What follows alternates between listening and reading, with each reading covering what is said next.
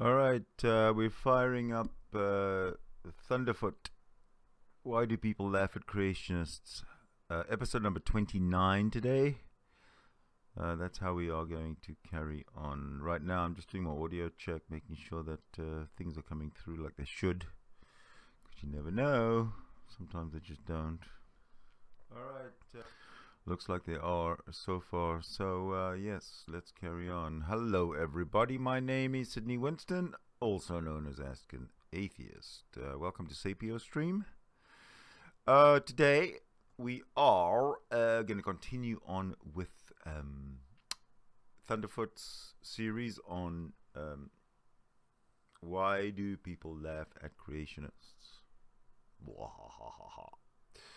So, what I'm thinking here is, without further ado, here we go. Oh, fancy schmancy.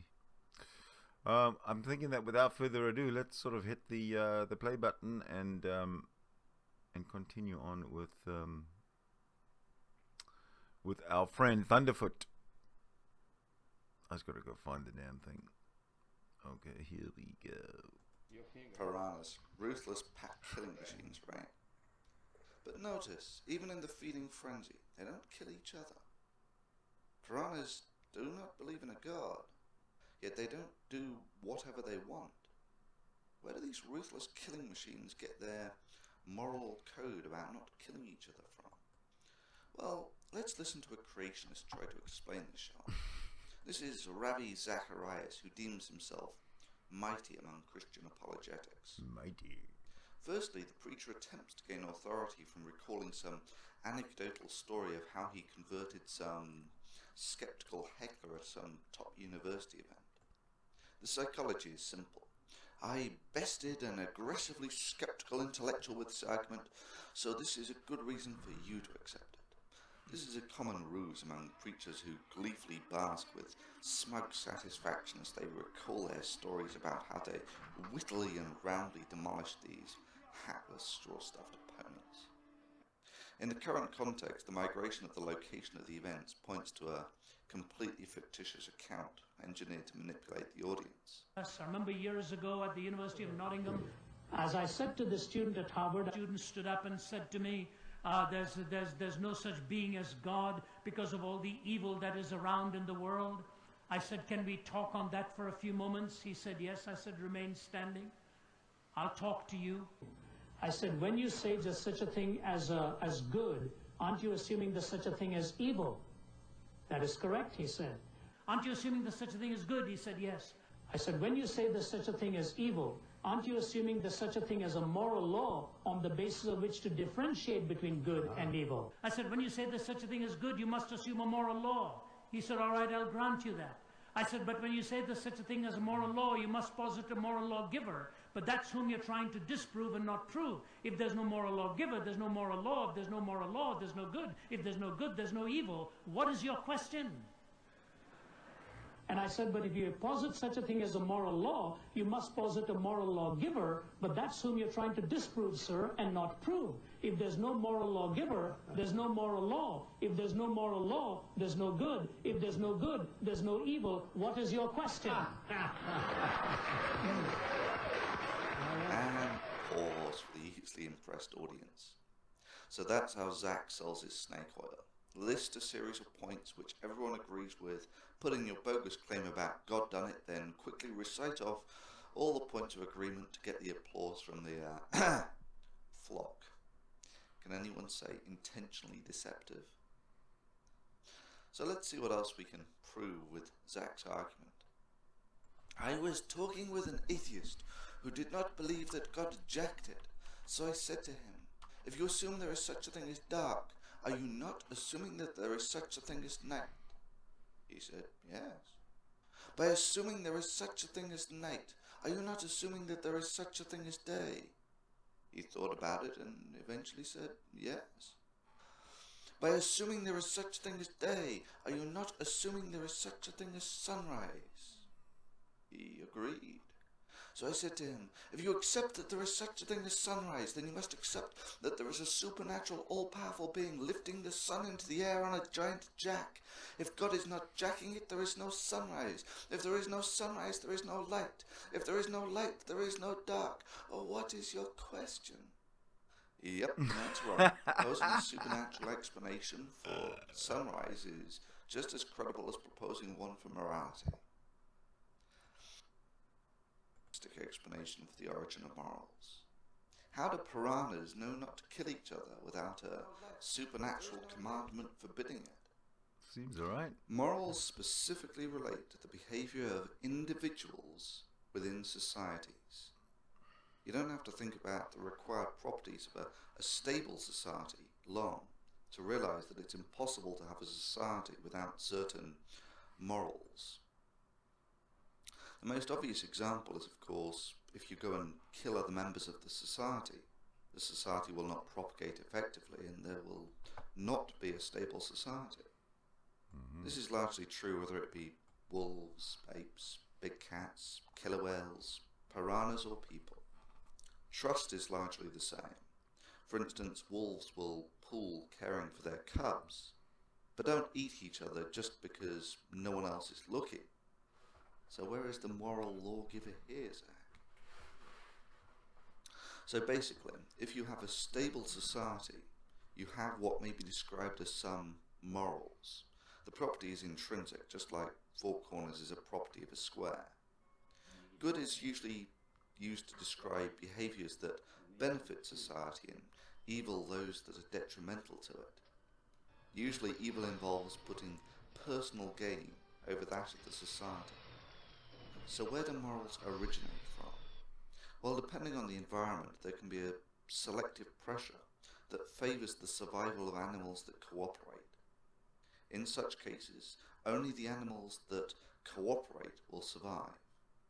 Cooperation is observed in many species and in certain environments yields a significant advantage.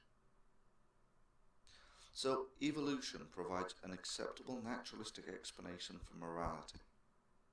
So do we have any control over our morality? Is our morality mostly in our DNA or in our brains? Well, both. There is something that might be described as the biological leash. Some things you have lots of choice over, others virtually none. For instance, you have practically no control over the facial expressions used to convey emotion. They are hardwired, a point that is evident from the fact that even blind children who have never seen a smile when they are happy. All humans, all over the world, irrespective of what language they use the same facial expressions to convey emotion. So let's take another example of something that's fairly well biologically hardwired. For instance, the desire to protect babies is sufficiently strong that we feel the desire to protect almost anything with big eyes and a relatively large head-to-body ratio. This is generally true of all maternal mammals. Killing is an ambiguous one for the nastiest monkey on the mountain. In killing for food, humans are more akin to piranhas and have little to no problem in killing other animals for food. For our hunter-gatherer forefathers, eking out an existence on the edge of survival, killing one of your own clan would be really bad in that all societies require strong social bonding. Thus, your own survival may depend on the individuals around you. We have a strong instinct not to kill people we know. However, in modern civilization, we are largely divorced from the style of society we are biologically tuned to live in. It is therefore found that with sufficient conditioning that people will kill others with relatively little concern. Yet in almost all societies, those who submit themselves to such conditioning, training to kill other humans, are seen as of high moral character. Is this good or okay? I'm just going to stop it here for 1 second. Slide this guy in, and hi everybody. I'm told through the YouTube chat window there that the volume is down, and I'm trying to ascertain why. I can't quite figure out why at this point.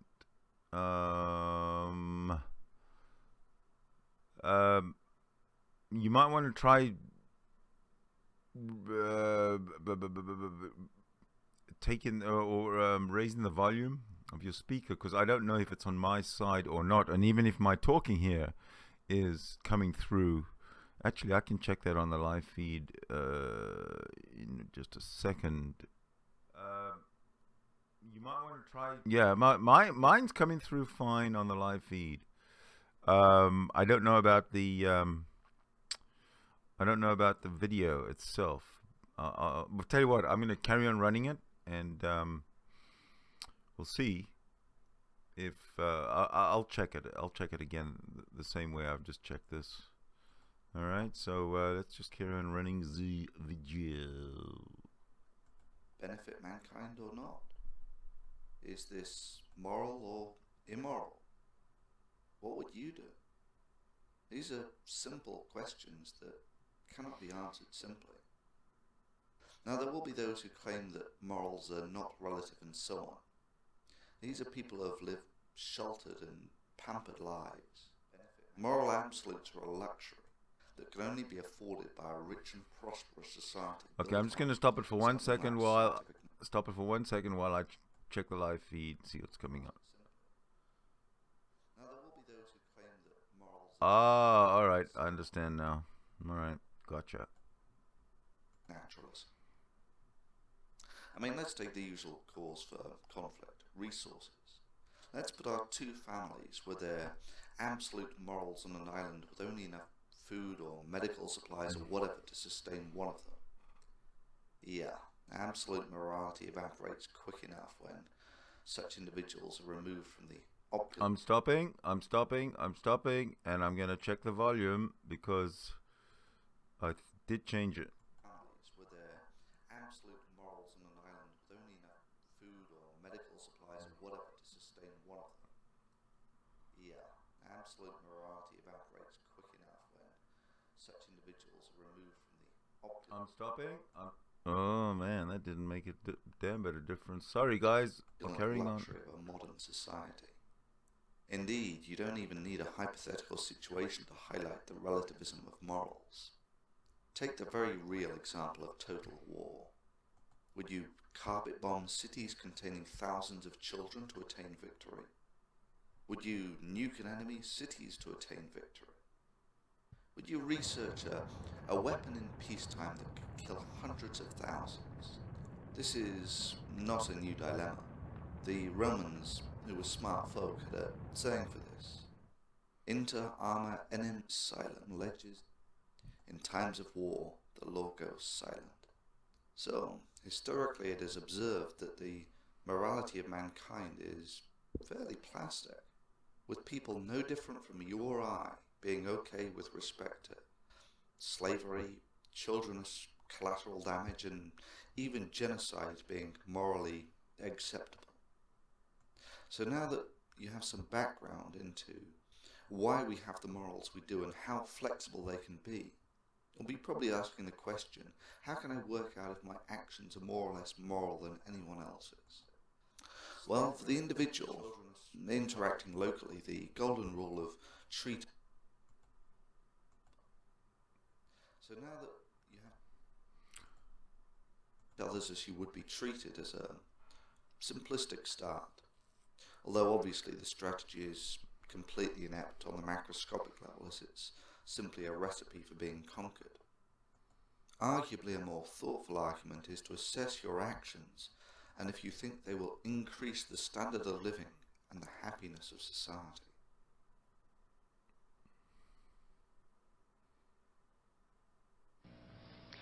Greetings, my name is Casey Luskin and I'm here on behalf of Discovery Institute. Intelligent design theory is not the same as creationism. Intelligent design, which is different from creationism. Intelligent design is different from creationism?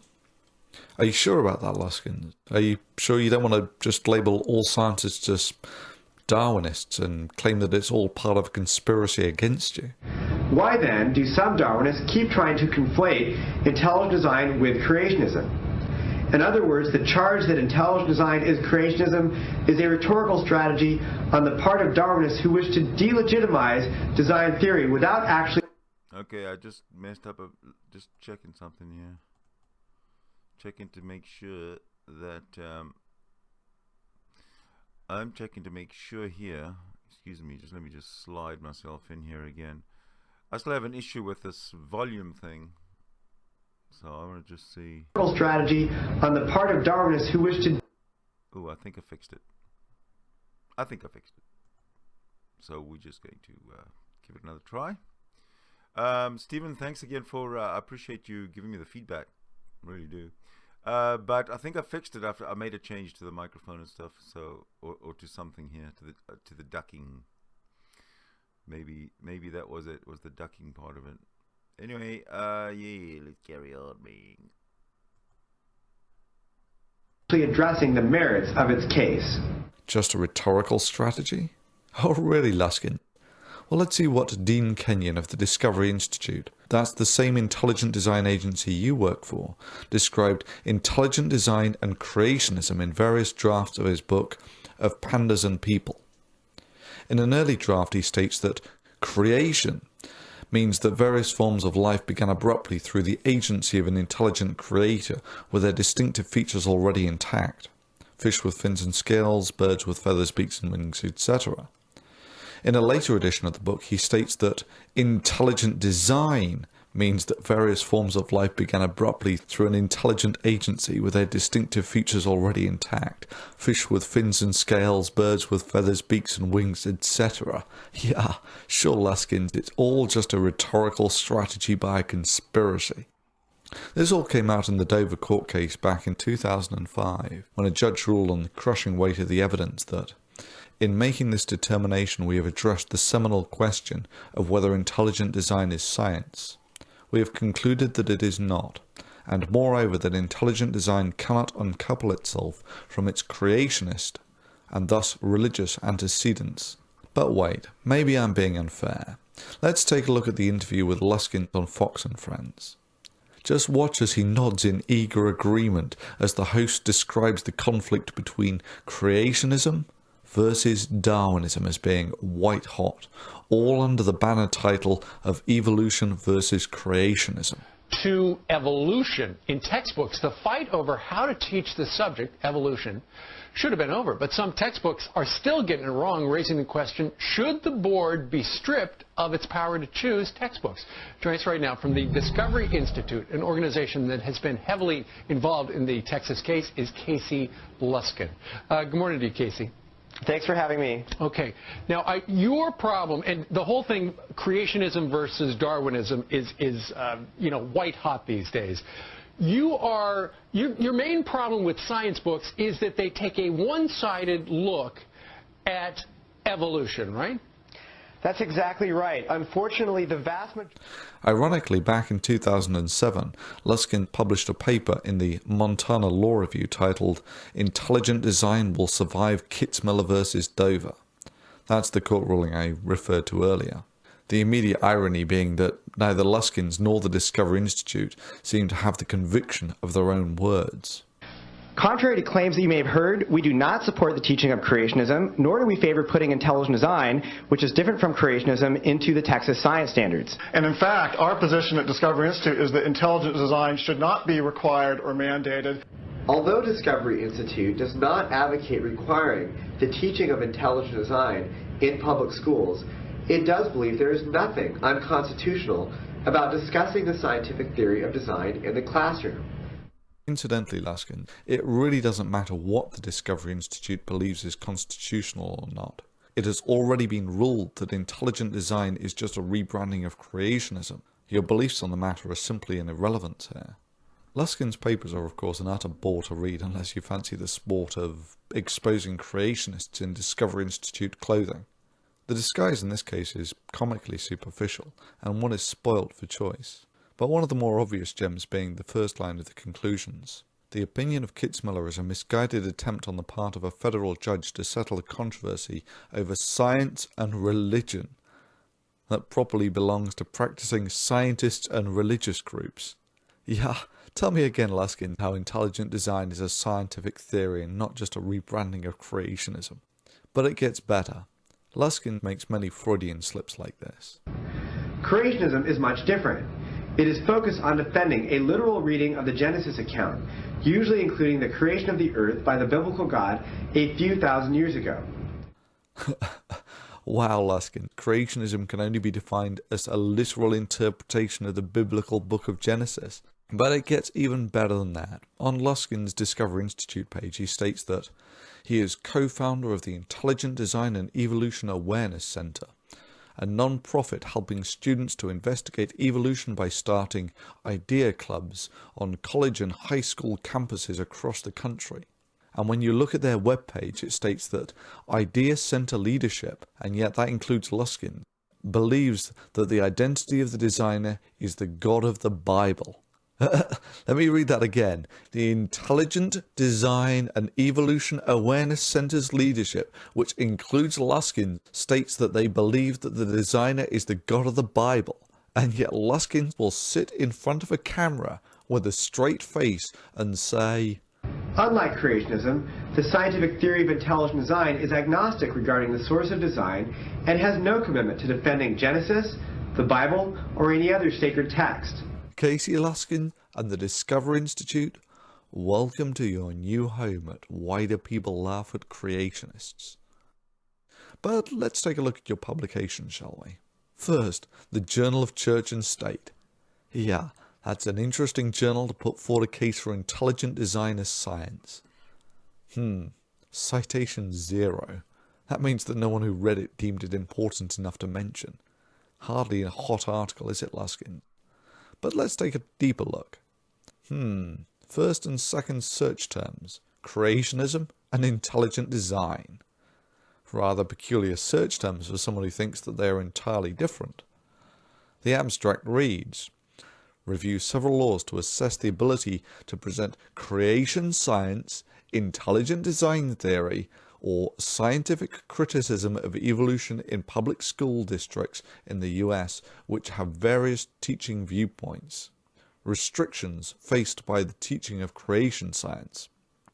Background on the Lemon Test, a judicial vehicle used by US courts to determine the constitutionality of teaching creation science.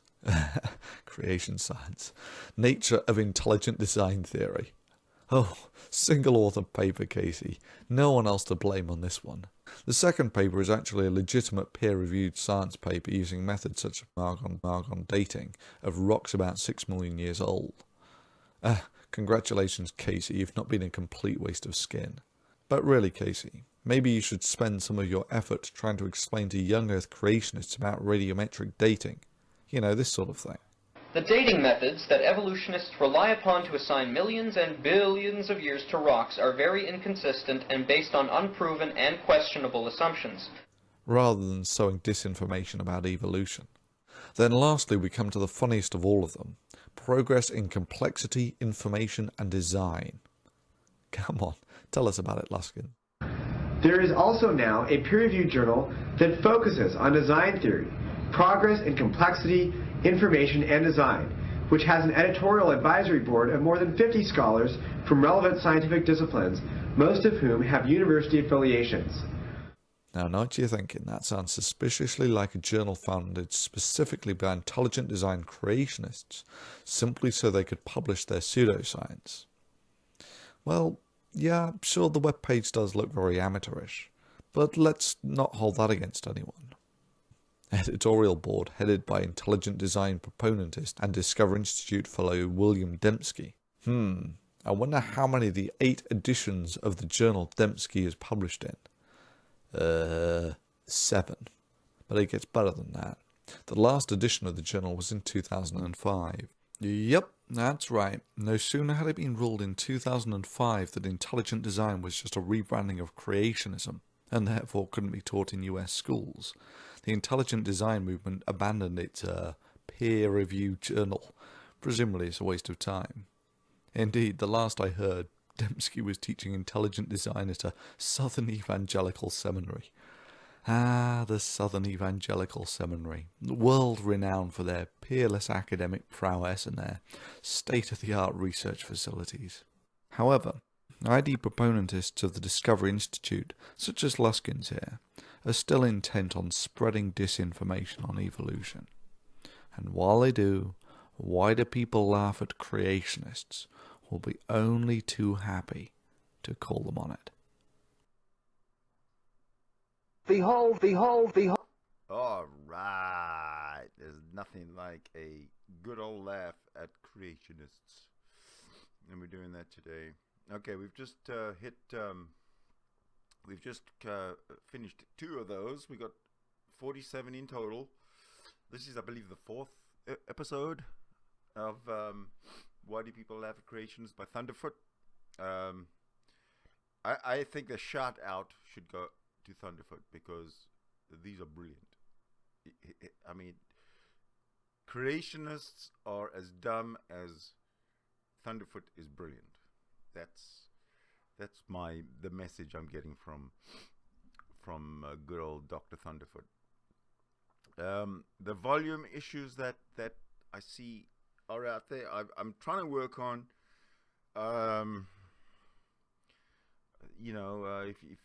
If I get the feedback from you guys that things are bad or things are good, whatever, that'll help. But I'm using OBS Studio, and tweaking is obviously necessary at times, and this might be one of them. Haha. So we're off on video number 31 out of 47. We're just about to get that going. So why don't we? Behold, the atheist's nightmare. Now, your nickname is the Banana Man. Yeah, evolution comes from the imaginations of men. It's very nebulous. It's as big or as small as the imaginations of men, and you can see it by the language they use, the language of speculation. We believe, perhaps, maybe, could have. Well, you see, this is where you and I fundamentally differ, Ray. My understanding of reality is contingent on reality, whereas yours is not. Yep, given the right observations, I will correct my views to make them congruent with reality. And if that involves jettisoning the theories of Newton, Einstein and Darwin, then so be it. Now let's compare this to Ray. Ray's understanding of reality is not contingent on reality, because he already deems himself to have divine insight. But I could have stopped you there because I know what was in the beginning. You don't know. I know what was in the beginning. In the beginning, God created the heavens and the earth. You don't know, I do. That's right. There is no evidence that could be presented to Ray to make him change his mind, because he knows. The irony is, of course, is that Ray, who is so proud of his absolute knowledge of the origin of the universe, has a less than impressive track record when it comes to the origin of, let's pick a subject at random. Let's say the origin of bananas. At the top, the ease of entry, it's just the right shape for the human mouth. It's chewy, easy to digest, and it's even curved toward the face to make the whole process so much easier. Seriously, Kurt, the whole of creation testifies to the genius of God's creative heart. Yeah, Ray initially used his absolute knowledge to say that bananas speak to the glory of God's creation. Then Ray released a video saying that he was misquoted and that he accepted that bananas were selectively bred by man. Banana Man is a reference to an illustration presented by Comfort, in which he compared the complex design elements of a Coke can to the complex design elements of a banana, in order to demonstrate that thoughtful design by a designer is required for both examples. However, Atheists removed the Coke can from the video version and sent it across the internet, saying that Comfort believed that the banana was conclusive proof of God's existence, missing the point of the illustration completely. They also said that the banana had been modified over time by man to fit in the palm of the hand, and not by God. Comfort apologized for his mistake about the banana, saying, "My apologies for not explaining myself more clearly. I was not aware that the common banana had been so modified through hybridization." And then in his latest interview he says that there is no evidence that bananas were genetically engineered. Especially the guy that made that banana video and using a modern weird-shaped banana and saying it was genetically altered when there was absolutely no credibility to his claims at all. It's bogus. I know what was in the beginning. In the beginning, God created the heavens and the earth. You don't know, I do. There's a famous quote from a famous scientist that adequately sums you up here, Ray. Ignorance more frequently begets confidence than it does knowledge. Yep, that's right, Banana Man. Your bitch ass just got served by Darwin. I guess these are the differences that make me a scientist devoted to building a better understanding of reality, whereas Ray is verbatim repeating a script that he prepared some 3 years ago. You can see it by the language they used, the language of speculation. We believe, perhaps, maybe, could have. We believe, perhaps, maybe, could have. And even back then, his ace in the hole was asking a bunch of, well, with all due respect, greasy high school students what their understanding of evolution was, and then crowing when they couldn't give a cogent explanation of something they didn't understand. Bravo, Ray, bravo. Truly showing the calibre of your creationist arguments there by quote-mining teenagers. I mean, I'm surprised you didn't ask these experts about long division as well. Then you could have disproved mathematics at the same time. Now, Ray recently staged a cheap publicity stunt where he put a creationist introduction into the seminal work of Charles Darwin, The Origin of the Species. How many Origin of Species books did we get onto the university campuses last Wednesday? 170,000. 170,000, and how many campuses? 100 top campuses across the US. That was the main point of the whole thing. I don't want to turn people against evolution. I want them to doubt evolution enough to re-examine or examine the claims of the gospel. What are you on, Ray? Evolution at its simplest is that in iterative self-replicating systems, more successful patterns, by definition, propagate better than less successful ones. But how on earth in your mind do you get from expecting people to question what is true by definition to examining the claims of some 2,000-year-old stories about goat herders and magic men in the Mediterranean? Stand back, Banana Man is about to try logic. Richard Dawkins says I'm an ignorant fool, so if what I've written must have been ignorant foolishness. So why was he telling them to rip it out? He should be saying, read the ignorant foolishness of Ray Comfort and see what an ignorant fool he is, and it will strengthen your faith in evolution. No, Ray. Reading junk constitutes a waste of time.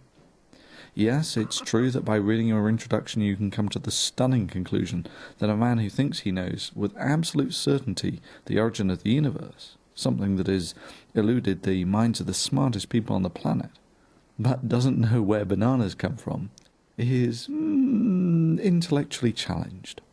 But damn, that bastardization of logic makes me cringe. Read the ignorant foolishness of Ray Comfort and see what an ignorant fool he is, and it will strengthen your faith in evolution.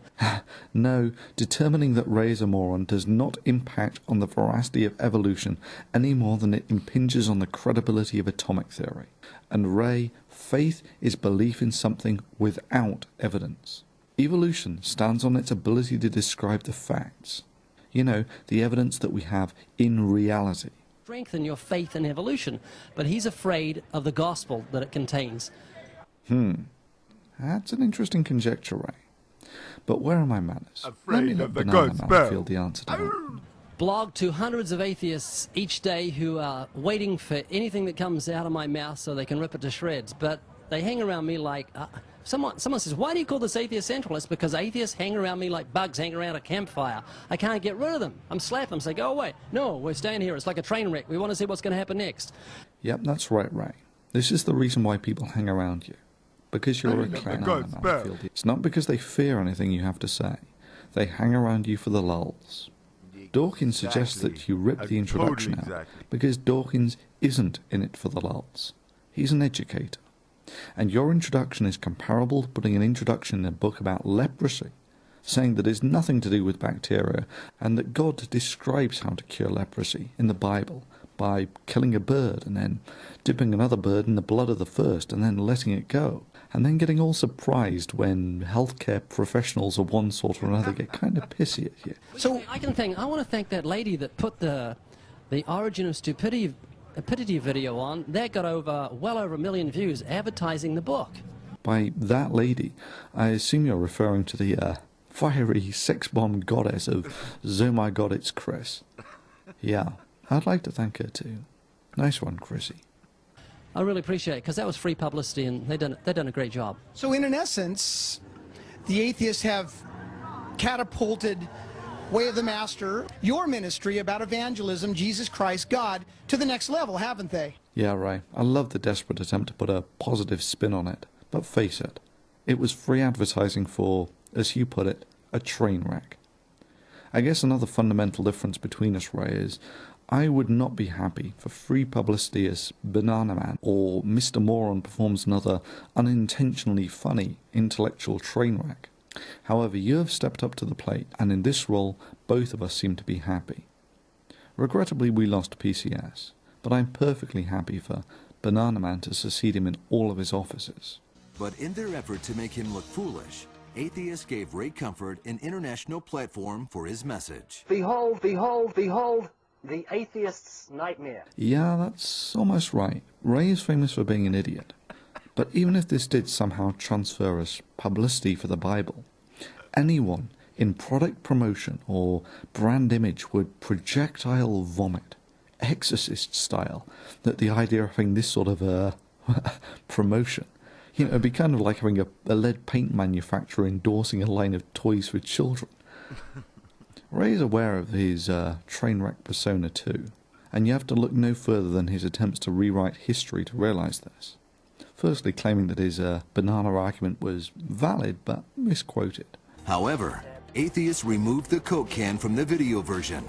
And then, of course, acknowledging that bananas were selectively bred. Comfort apologized for his mistake about the banana, saying, "I was not aware that the common banana had been so modified through hybridization." But not wanting to disappoint his loyal fans, Trainwreck Tim then gives us this gem.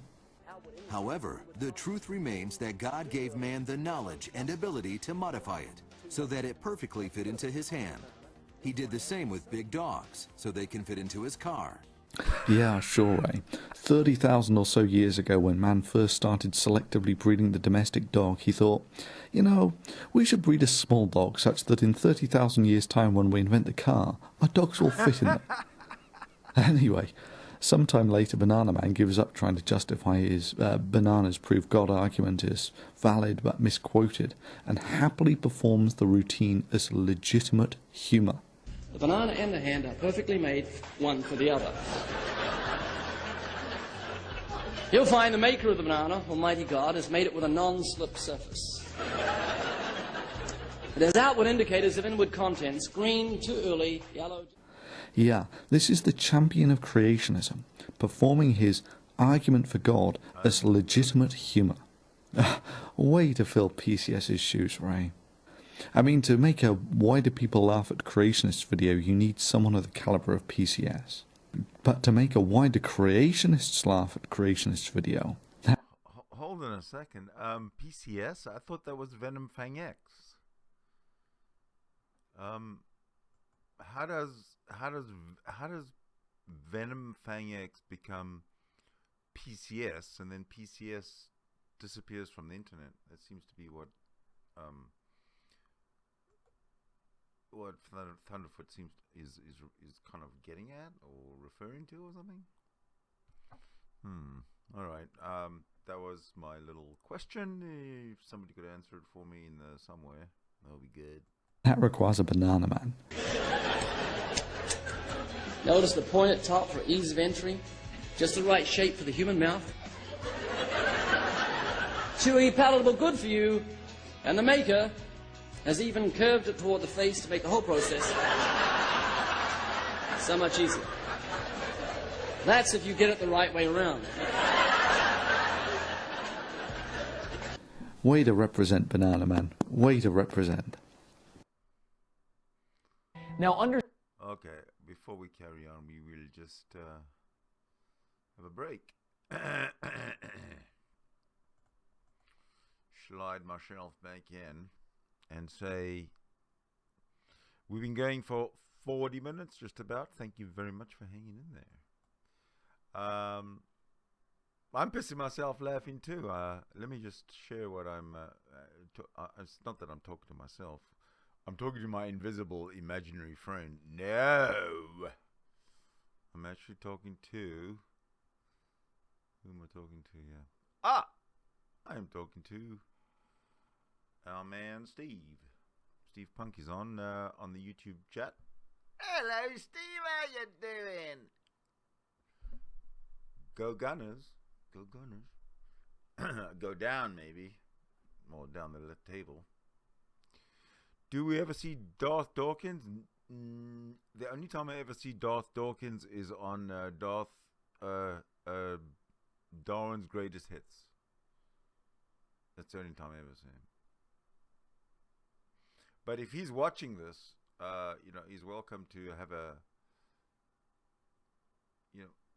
have a say, and even maybe I'll open up a hangout if anybody wants to come in and talk about it. But at this point, the hangout is available but not open yet.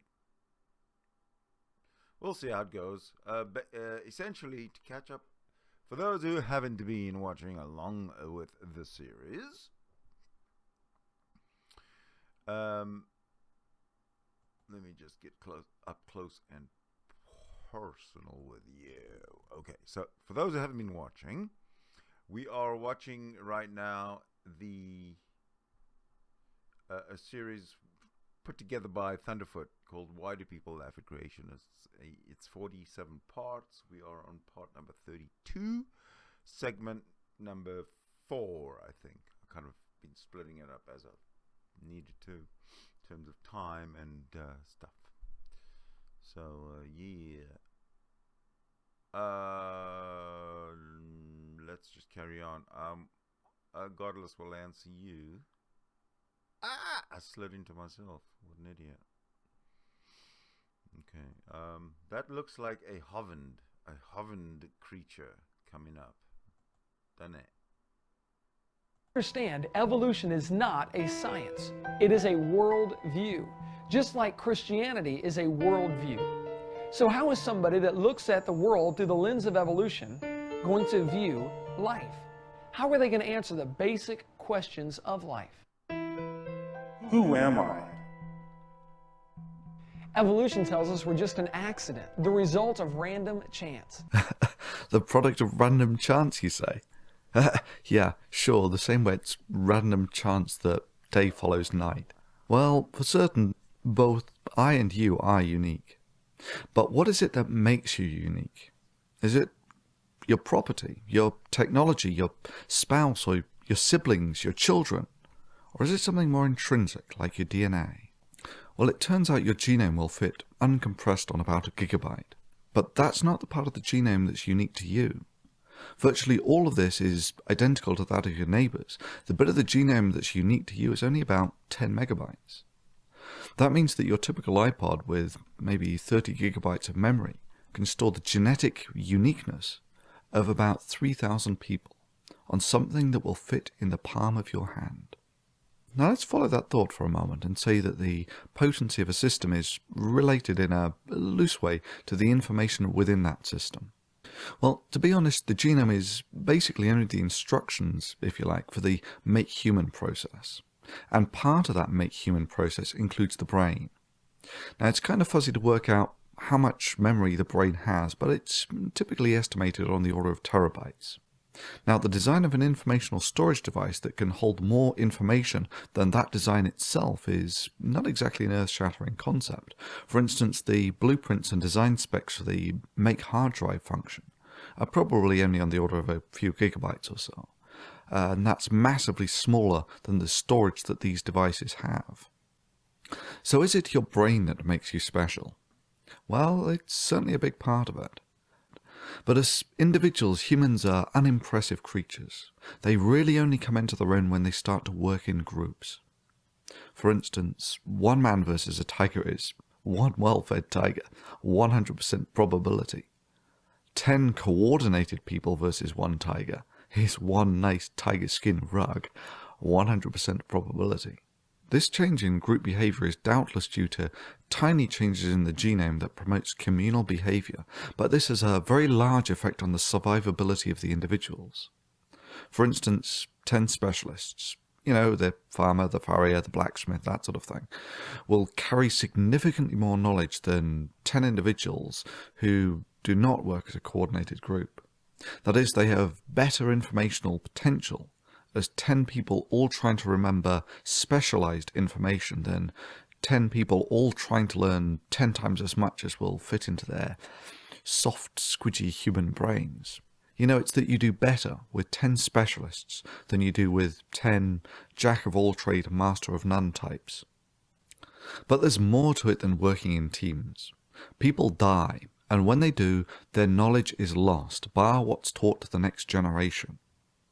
However, when one of those individuals invents stored media, you know, writing, disk drives, the internet, that sort of thing, everything changes. Knowledge from that point on is essentially accumulative and exponential in nature.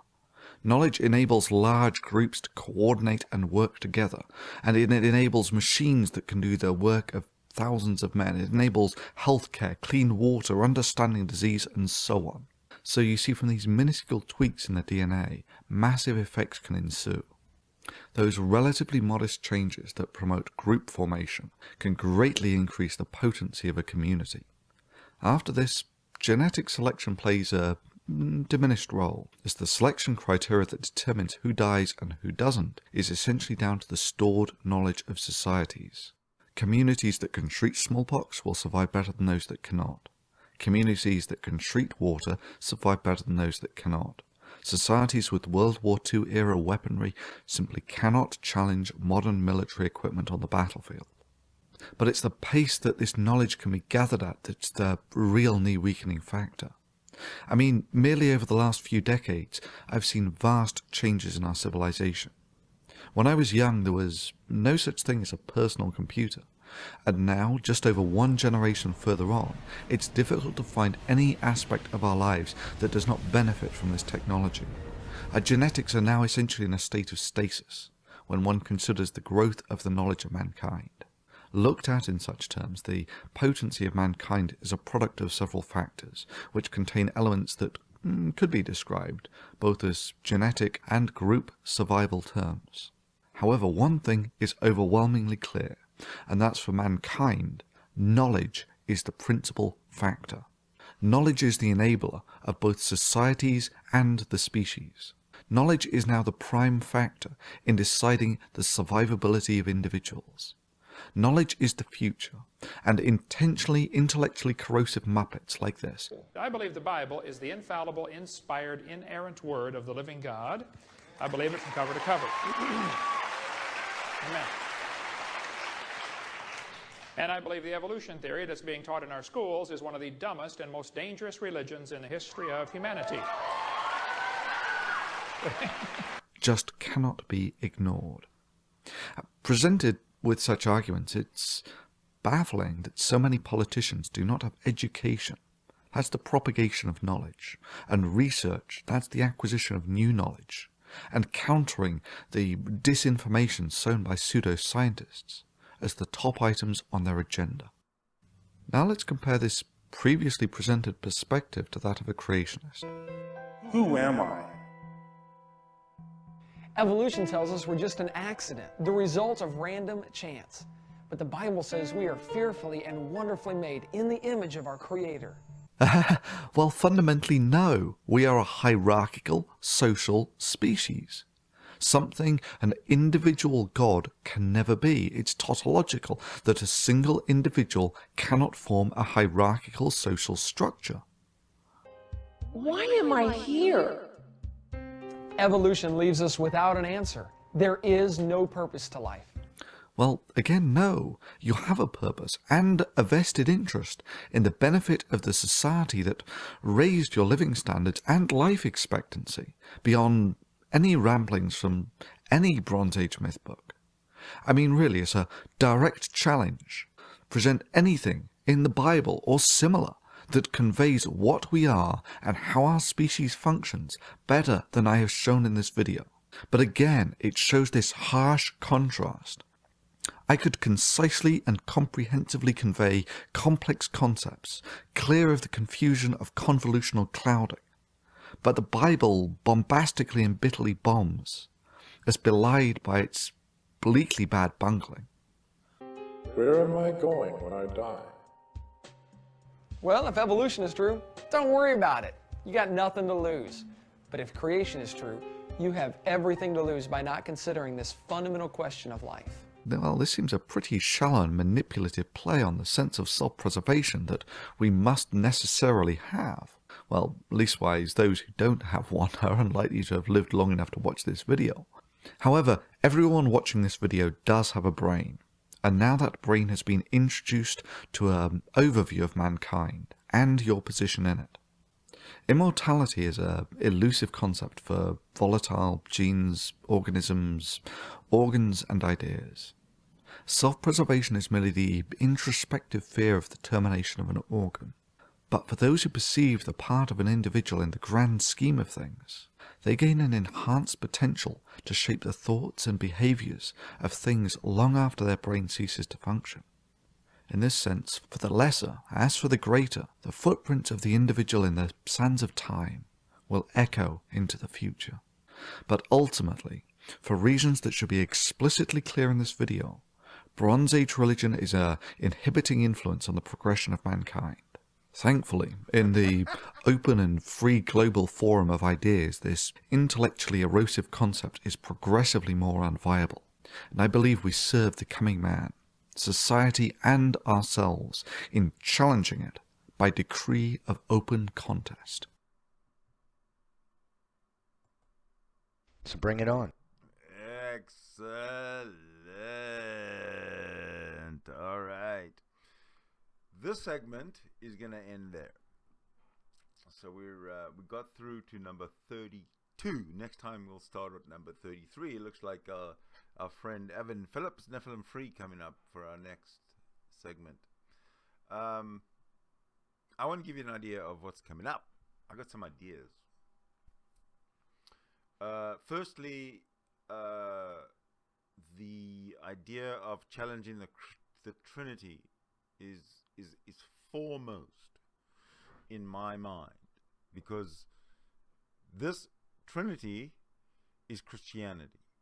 Without the Trinity, you have no Christianity, and the Trinity consists of, besides the Father, the Son, and the Holy Ghost, that issue, you got your hangers honor issues like the resurrection. Could explain that? What else we got? We got the crucifixion. Yeah, crucifixion. Like that one was special, if it even occurred, which I highly doubt. In fact, which I'm pretty sure it didn't, because there ain't no evidence. What else we got? Oh, yeah. Repent, or you will not have everlasting life. Can you believe that? Okay, so we got the Christianity. It's really stupid. The whole doctrine is dumb. So essentially what I want to do is challenge the Nicene Creed, because the Nicene Creed is kind of what's supposed to be what the Trinity is all about. And the real deal here, the icing on the cake, is that no one in the history of mankind has ever been able to explain the Trinity. People say they understand it and believe it and la la la, but to explain it to somebody like me, who questions everything and very skeptical, and if I don't understand it, I'm gonna tell you I don't understand it. I'm 100% sure that every single person who says that they understand the Trinity is lying to you. That's one topic I want to tackle. And then the next one I want to tackle is the scam. The scam. Have you ever heard of an organization called Chabad? It's a Jewish organization, an ultra-Orthodox Jewish organization. They have a website called Chabad.org, Chabad. Chabad. They're a scam organization like you have no idea. But the best part of it is that we, in our small, tight-knit little Google community, our hangout community, our Google conversation society, we have one of these people, but we have a fake as fuck one of these people. His name is John Gesheller. Now, John Gesheller is not a genetic Ashkenazi like some people we know. But I am an atheist. I am a genetic Ashkenazi, yes, but I'm an atheist. Doesn't matter. I'm still better than you, John, because you are not a genetic Ashkenazi. You're an Irishman. But the thing is, John Gesheller, he tries to be a Chabadnik. He tries to come across as a Ashkenazi, a kind of a old school European Jew from the 1700s. Anyway, I want to expose this cunt. I mean, this person. Sorry. He has a very, very, very underlying a Christian psyche. You know, Jews, they don't hate. Ultra-Orthodox crazy people, maybe they do, but Chabad Jews, as scammy as they are, they don't hate. John Gesheller, on the other hand, he's a hater. So I'm going to expose him for what he is. Those are the two topics. Other than that, I'm going to check out the... Here we go. Let's fade into the... nothing's really changed out in the YouTube chat. So, I believe this will be a sayonara. Thank you for watching us on Sapiostream. Coming up will be starting episode number 33 out of 47 of Thunderfoot's series on why do people laugh at creationists. Thank you for watching. Everyone, please subscribe.